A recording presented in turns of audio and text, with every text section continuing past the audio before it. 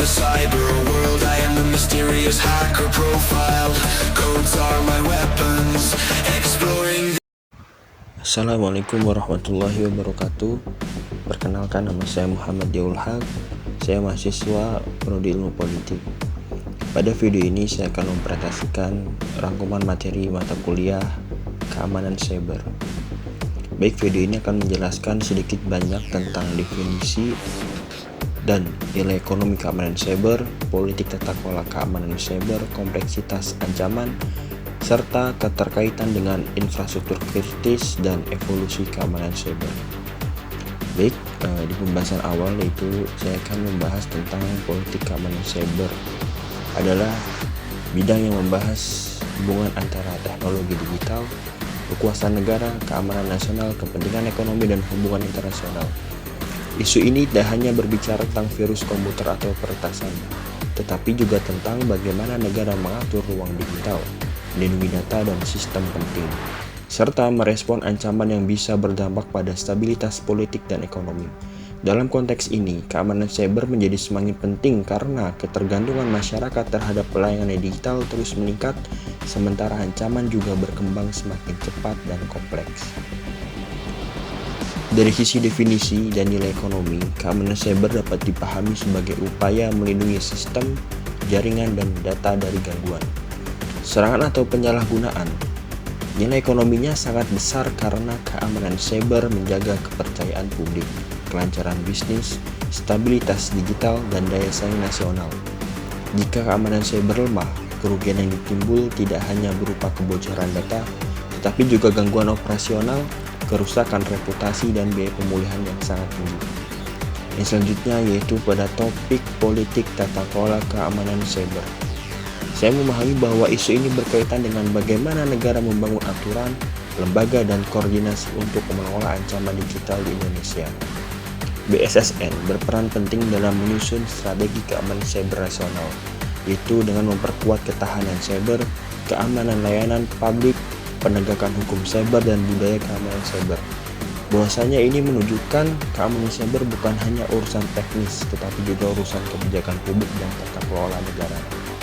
Ketiga, pada topik kompleksitas ancaman cyber ini saat ini berkembang lebih canggih karena pelaku serangan menggunakan teknik seperti phishing, ransomware, serangan supply chain, manipulasi identitas, dan pemanfaatan kecerdasan buatan, yang artinya ancaman cyber tidak lagi bersifat sederhana atau berdiri sendiri, melainkan terhubung dengan dinamika global, ekonomi digital, dan bahkan geopolitik.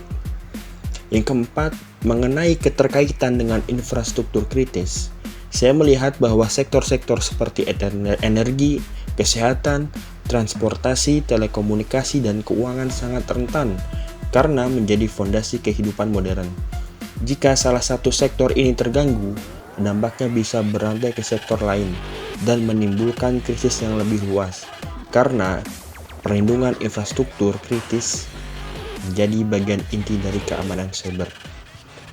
Dan yang terakhir yaitu dalam pembahasan evolusi keamanan cyber, terlihat bahwa keamanan cyber telah berkembang dari sekedar perlindungan teknis menjadi agenda strategis yang menyangkut ketahanan nasional, regulasi, dan kerjasama internasional.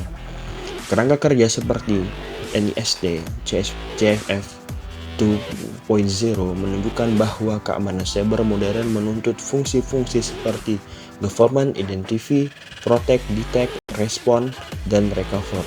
Ini membuktikan bahwa keamanan cyber harus dikelola secara berlanjutan, bukan hanya saat serangan terjadi. Di sini saya akan mengambil sebuah isu yang menarik dan penting, yaitu serangan terhadap infrastruktur kritis, di mana alasannya serangan semacam ini tidak hanya merugikan satu organisasi, tetapi bisa mengganggu kehidupan masyarakat luas. Misalnya jika sistem rumah sakit, jaringan listrik, atau layanan publik terganggu, maka dampaknya langsung dirasakan oleh warga. Kasus ini menunjukkan bahwa keamanan cyber sudah menjadi bagian dari keamanan manusia, bukan sekedar keamanan sistem. Menurut saya, tantangan terbesar politik keamanan cyber tingkat nasional adalah kesenjangan antara kemajuan teknologi dan kesiapan tata kelola. Banyak negara, termasuk negara berkembang, masih menghadapi keterbatasan regulasi, sumber daya manusia, koordinasi antar lembaga, dan kesadaran publik. Dalam konteks Indonesia, tantangannya bukan hanya mencegah serangan, tetapi juga membangun budaya keamanan digital yang konsisten di sektor publik maupun swasta. Di tingkat internasional, tantangan utamanya adalah belum adanya kesepakatan global yang kuat mengenai batas tindakan dalam ruang cyber. Ketika terjadi serangan dapat melintasi batas negara dalam hitungan detik. Kerjasama internasional menjadi sangat penting, tetapi kepentingan geopolitik sering membuat koordinasi tidak mudah. Karena itu, saya melihat keamanan cyber sebagai bidang yang menuntut keseimbangan antara kedaulatan, kolaborasi, perlindungan hak warga, dan ketahanan sistem sosial. Dari mata kuliah ini, saya memahami bahwa politik keamanan cyber sangat penting bagi masyarakat, pemerintah, dan hubungan internasional. Bagi masyarakat, isu ini penting karena hampir semua aktivitas kita sekarang bergantung pada ruang digital. Bagi pemerintah, keamanan cyber menentukan kualitas layanan publik, stabilitas nasional, dan kepercayaan warga terhadap negara. Sedangkan bagi hubungan internasional, keamanan cyber menjadi arena baru kompetisi sekaligus kerjasama antar negara, terutama dalam penanganan kejahatan lintas batas dan penyusunan norma global.